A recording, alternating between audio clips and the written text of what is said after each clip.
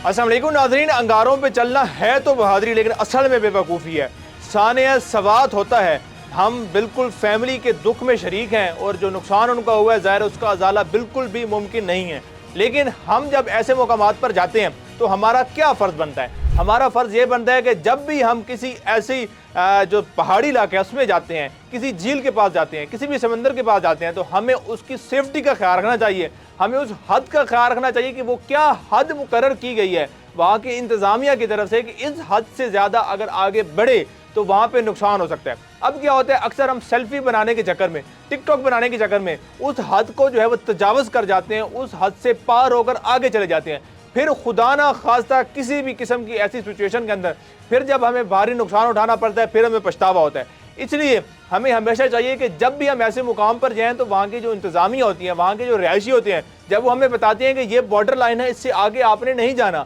वहाँ पर ख़तरा है, तो हमने वाकई में उस खतरे को महसूस करना है, ना कि हमने अपनी वहाँ पर बहादुरी दिखानी है कि हम तो किसी से नहीं डरते, हमें तो डर नहीं लगता, हम तो उस झील के दरमियान में जाकर तस्वीर बनाएंगे या झील के दरमियान में जाकर अपनी सेल्फी लेंगे या वहाँ पर जाकर टिकटॉक बनाएंगे। तो इसलिए बेहतर यही है कि जब भी आप ऐसे मुकाम पर जाएं तो सबसे पहले आप वहाँ की सेफ्टी देखिए कि कौन कौन सी जगह कितनी महफूज है। अक्सर लोग जो हैं वो या तो नुकीले पत्थर पर